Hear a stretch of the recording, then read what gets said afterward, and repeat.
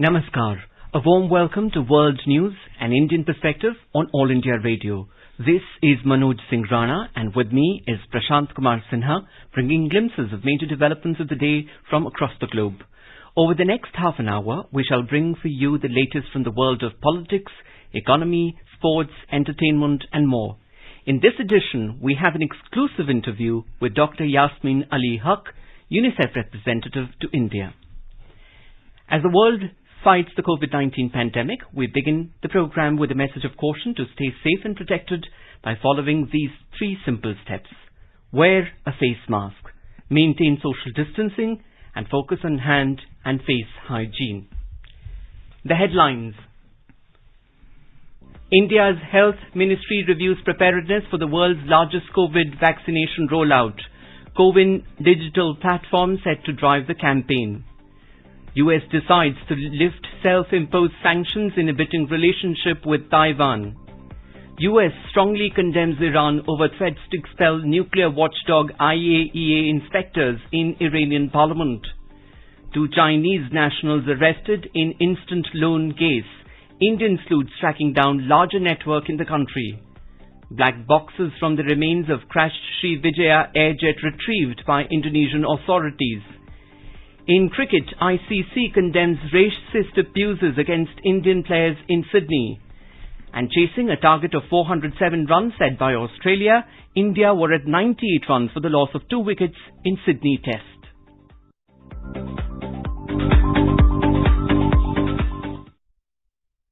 India is all set to roll out its nationwide COVID vaccination program on the 16th of January.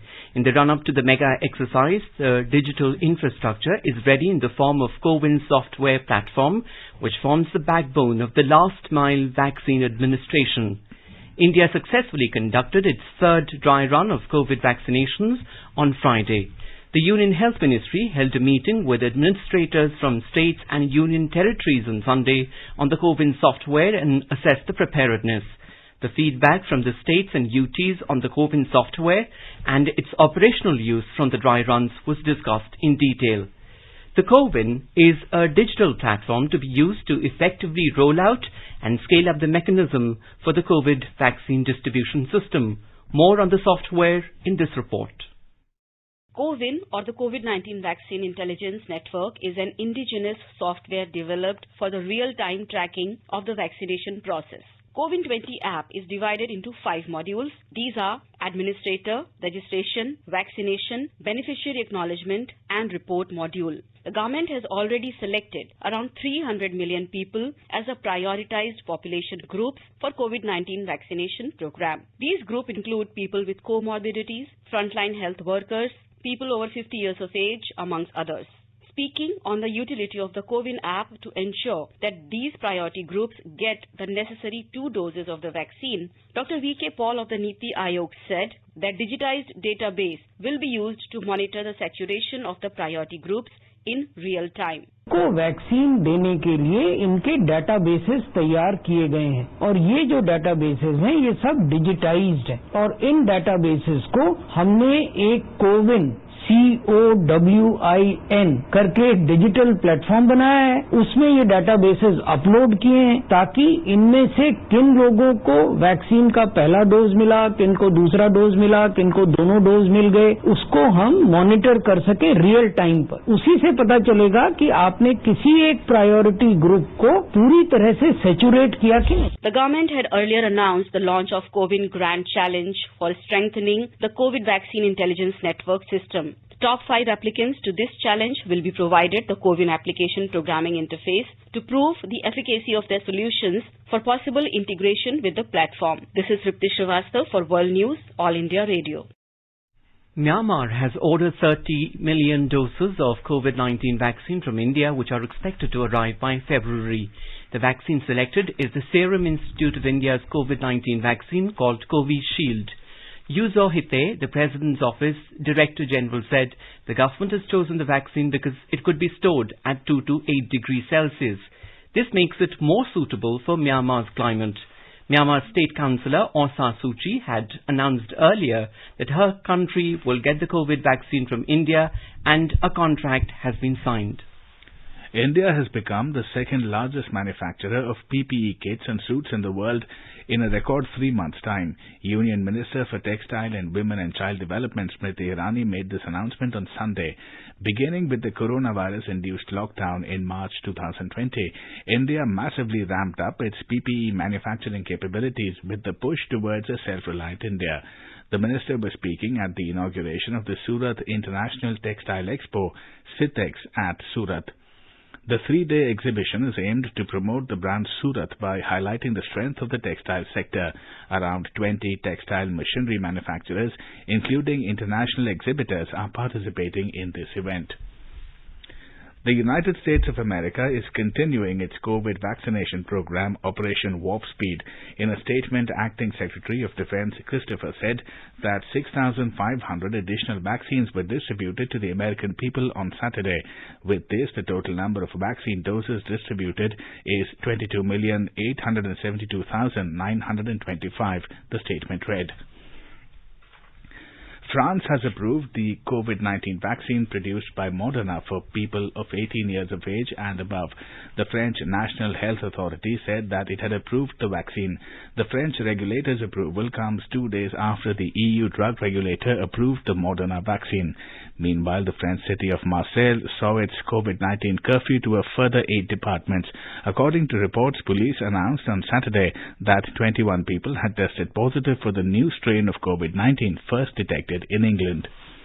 This is All India Radio giving you the world news. For quick news updates round the clock, follow us on Twitter at AIR News Alerts.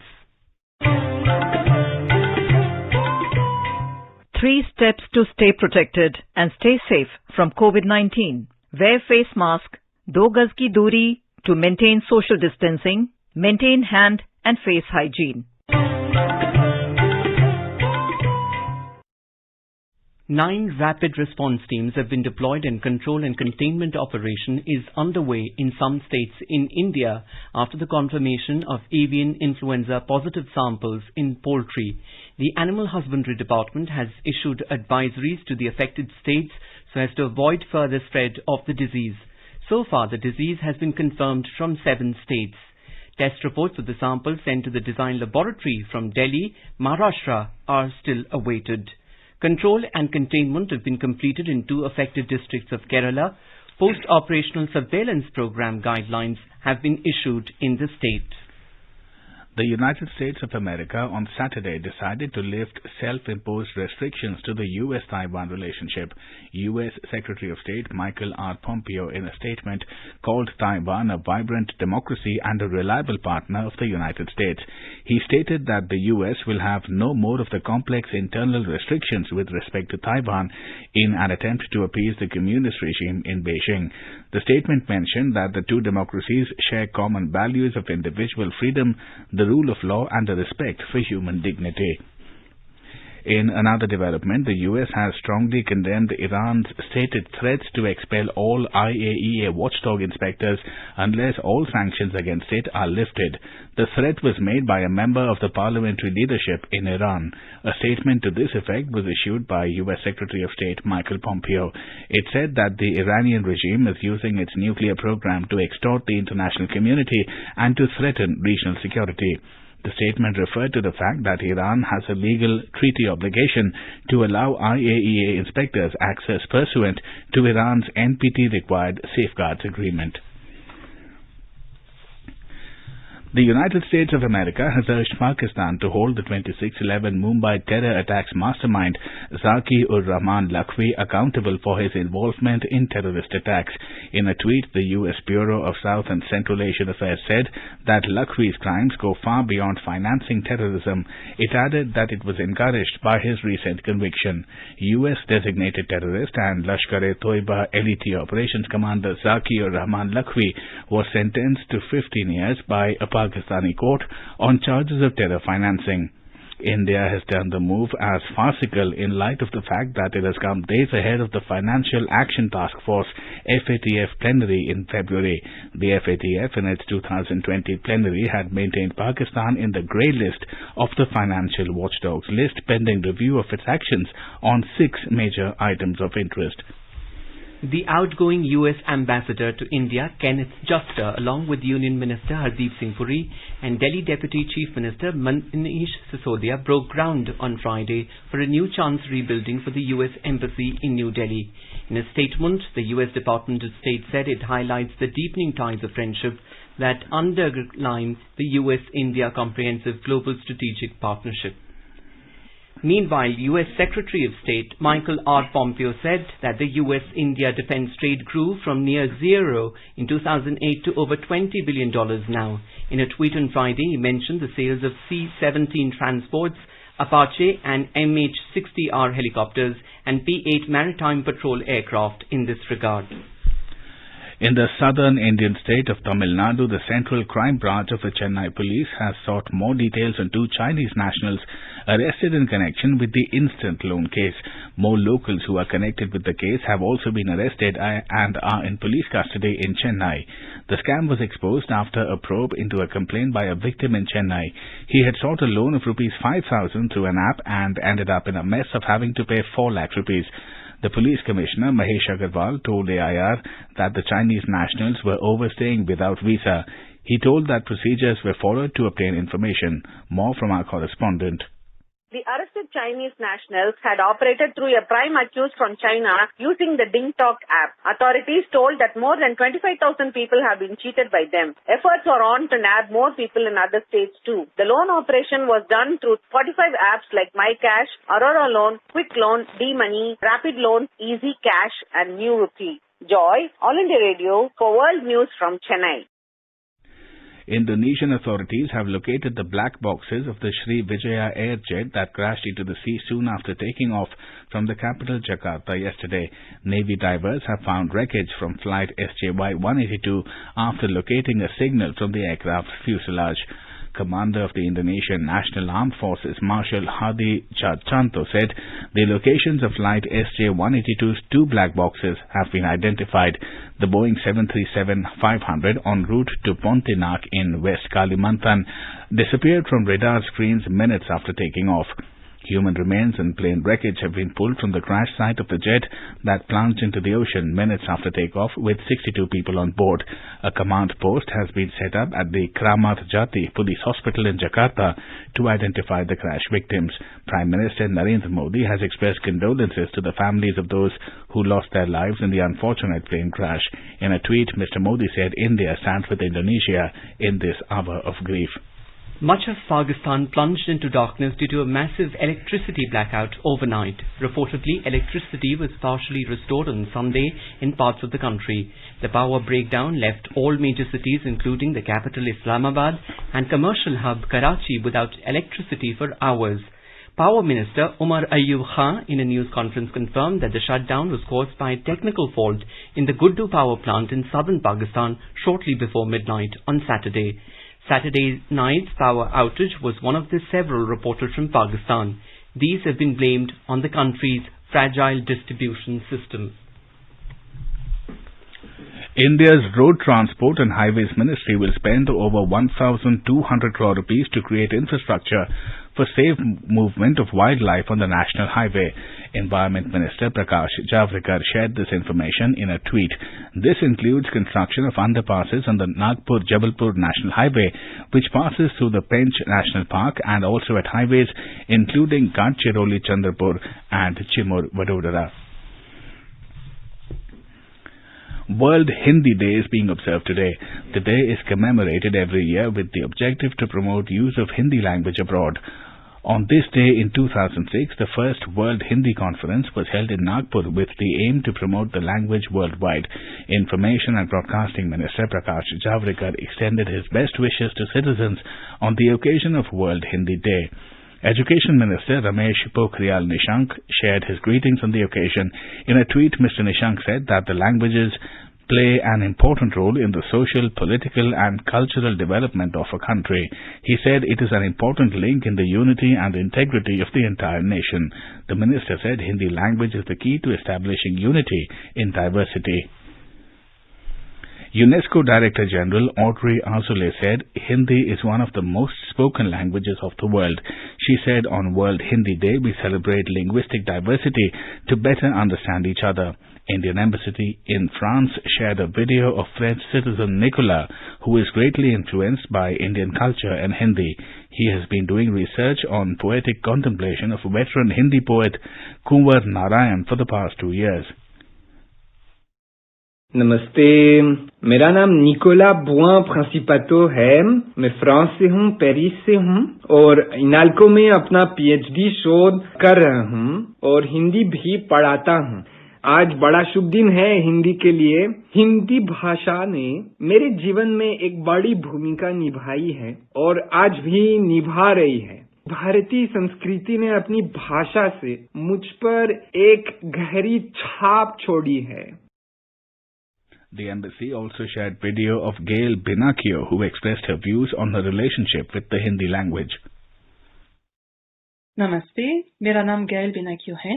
मैं 12 साल से हिंदी सीख रही हूँ और कई साल से मैं स्वतंत्र तौर पर हिंदी और अंग्रेजी से फ्रांसीसी में अनुवाद का काम करती हूँ। आशा है कि भविष्य में ज्यादा से ज्यादा लोग हिंदी भाषा सीखेंगे और इस तरह फ्रांस और भारत के बीच होने वाले संबंधों को और बढ़ाएंगे। Hungarian lecturer and writer Dr. Maria Niceshi, who dedicated her life to the promotion of Hindi language, extended wishes on the occasion through poetry recitation. मैं इस अवसर पर कुंवर नारायण की एक कविता सुनाना चाहती हूँ। कविता का शीर्षक है कविता। कविता वक्तव्य नहीं, गवाह है। कभी हमारे सामने, कभी हमसे पहले, कभी हमारे बाद। कोई चाहे भी तो रोक नहीं सकता भाषा में उसका बयान। COVID, while inflicting universal suffering and hardship, has affected children, a critical section of humanity, more adversely than the others. Combined with the effects of climate change, all aspects of children's lives, be it health, education or leisure, has been dramatically affected. In today's Hotspot segment, we have an exclusive interview of Dr. Yasmin Ali Haq, representative of Unicef to India. She shares her views on India's programs and schemes seeking to ensure the holistic development of children.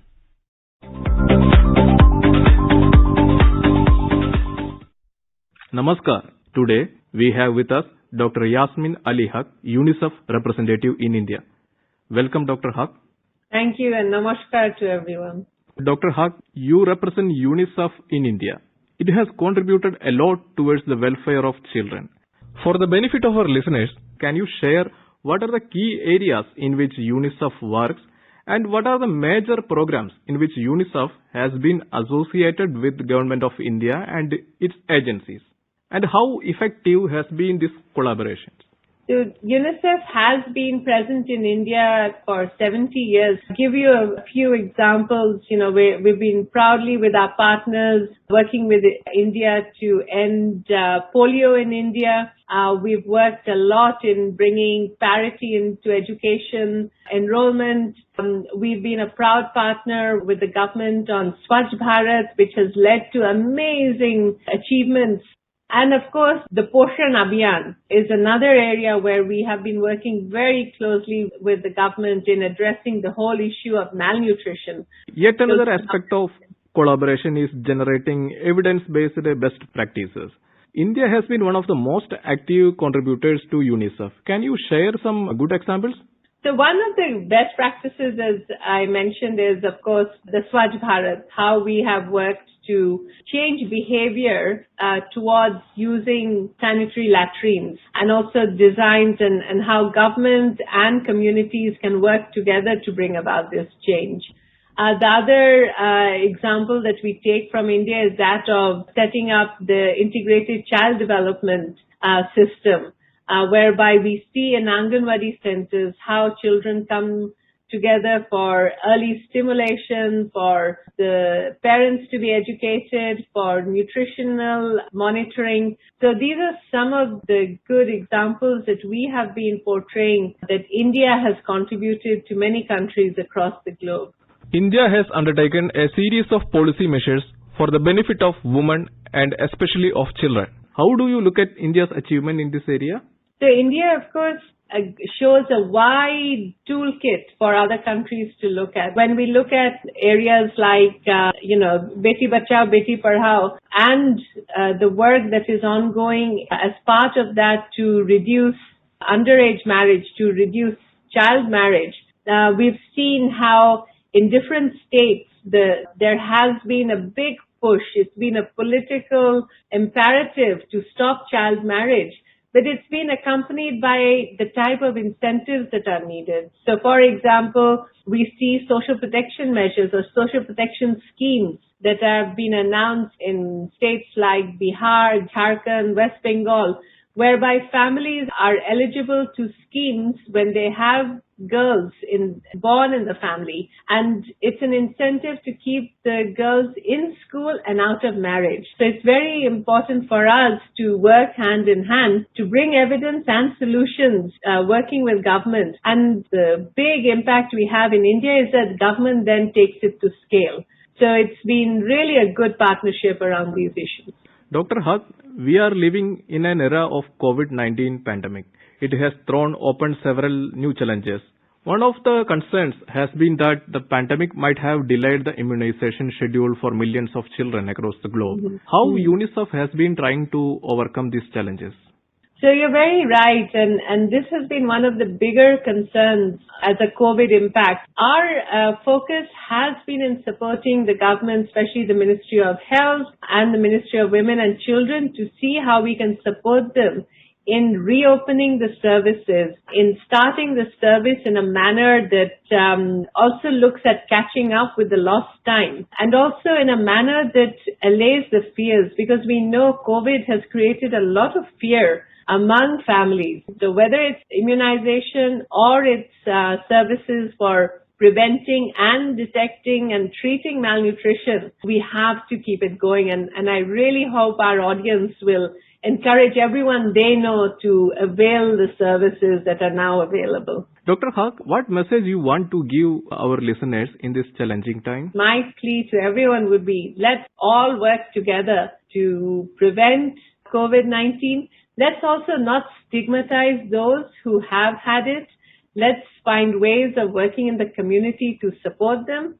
And I think the third big message I would give is, it's really important for us to be aware of what impact it is having on children, whether it's in terms of their learning being disrupted, their basic services being disrupted, them being more subject to violence. We all have a role to play in really mitigating these big risks that children are now facing. Dr. Haq, talking about challenges, climate change is another one. The dangers are real now. The children are the least responsible for climate change, yet they will bear the greatest burden of its impact. What are the steps being undertaken by UNICEF to tackle this issue? Saying about climate changes, any action we take today is an investment in 10, 15 years down the line. There's no immediate key that you can switch it on and switch it off. It's about practices, behavior, attitude. We've seen globally children like Greta Thunberg have been really holding adults to account. And for us, it's important that we find ways of giving children their voice, for them also to be part of the solution and not be seen as a passive recipient, because their generation has the biggest potential of bringing about change. Well, listeners, that was Dr. Yasmin Ali Haq, UNICEF representative in India, sharing insights with All India Radio. Thanks, Dr. Haq, for spending valuable time with our listeners. My pleasure, and thank you so much.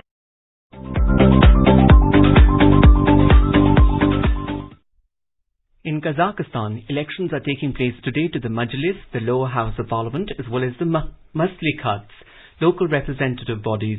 98 members of parliament are selected from nationwide party lists that pass the 7% threshold, while the Assembly of the People of Kazakhstan, a constitutional body representing the country's various ethnic communities, elects 9. 312 candidates are standing from across 5 parties. Reflecting the diversity of Kazakh society, the candidates include 90 women, 19 people under the age of 29, and representatives from 12 ethnicities. The elections will be the first since the implementation of a package of political reforms designed to increase further the openness, fairness, and transparency of Kazakhstan's electoral system. The exit polls data are expected at midnight Nur Sultan time on the 11th of January. An all-India women crew is set to take off from Bengaluru in India to San Francisco in the United States on Sunday. The Air India has an all-women cockpit crew consisting of Captain Zoya Agrawal, Captain Papagiri Tanmay, Captain Akanksha Sonaware and Captain Shivani Manhas. This would be the inaugural flight between Bengaluru and San Francisco. Union Minister for Civil Aviation Hardeep Singh Puri congratulated the girls on the historic flight. The 15th edition of Asia's oldest and India's biggest festival, the International Film Festival of India, IFFI, which is being held in Goa from 16th January to 24th of January 2021, has announced a lineup of programs that will be showcased on the OTT platform during the festival. The Information Broadcasting Ministry in a statement said that taking into account the ongoing pandemic, the International Film Festival of India is holding its first ever hybrid film festival. Here is a report from our correspondent.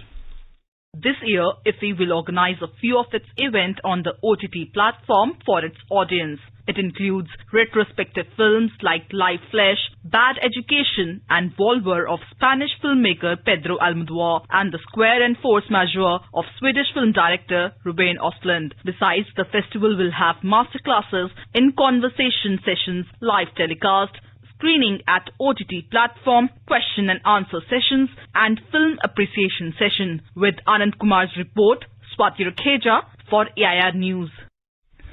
Now let us take a look at major developments around the world as reported in the foreign press. New York Times reports that Vice President Mike Pence will attend President-elect Joseph R. Biden Jr.'s inauguration on the 20th of January, according to an aide to the Vice President. Washington Post writes that the violent incidents at Capitol Hill were a mob insurrection stoked by false claims of election fraud and promises of violent restoration. The Guardian has carried prominently that the nationwide power blackout plunges Pakistan into darkness. According to UAE state news agency WAM, the ruler of al-Qaywan, Sheikh Saud bin Rashid Al Mualla, received the first dose of the corona vaccine. Moving on to sports, the International Cricket Council ICC on Sunday condemned incidents of racial abuse against Indian players by spectators during the third test against Australia in Sydney. In a statement, the apex body strongly condemned the reported incidents of racism and sought an action-taken report from the host country's cricket board. Meanwhile, chasing an imposing target of 407 runs set by Australia, India were 98 for 2 in their second innings at draw of stumps on day 4 of the third test at Sydney. Ajinkya Rahane and Cheteshwar Pujara were at the crease after Rohit Sharma and Shubman Gill were removed by the Aussies. The two openers put on 71 runs together. Jigmet Dolma from India secured fourth position in the Dhaka Marathon 2021 organized on Sunday. The marathon was organized to commemorate the return of Bangabandhu Sheikh Mujibur Rahman from Pakistan jail to Bangladesh in 1972. Two more women runners from India and a total of 8 athletes participated in the marathon. In the full marathon, among the SARC and local runners, Bahadur Singh of India became the champion in the men's category. A quick look at the headlines once again. India's Health Ministry reviews preparedness for the world's largest COVID vaccination rollout. CoWIN digital platform set to drive the campaign. US decides to lift self-imposed sanctions inhibiting relationship with Taiwan. US strongly condemns Iran over threat to expel nuclear watchdog IAEA inspectors in Iranian parliament. 2 Chinese nationals arrested in instant loan case. Indian sleuths tracking down larger network in the country. Black boxes from the remains of crashed Srivijaya air jet retrieved by Indonesian authorities. In cricket, ICC condemns racist abuses against Indian players in Sydney. And chasing a target of 407 runs set by Australia, India won 98 runs for the loss of 2 wickets in Sydney Test. India is celebrating the 151st birth anniversary of Mahatma Gandhi. Before we end, let us listen to his favourite bhajan Vaishnav Jan by artists from Indonesia.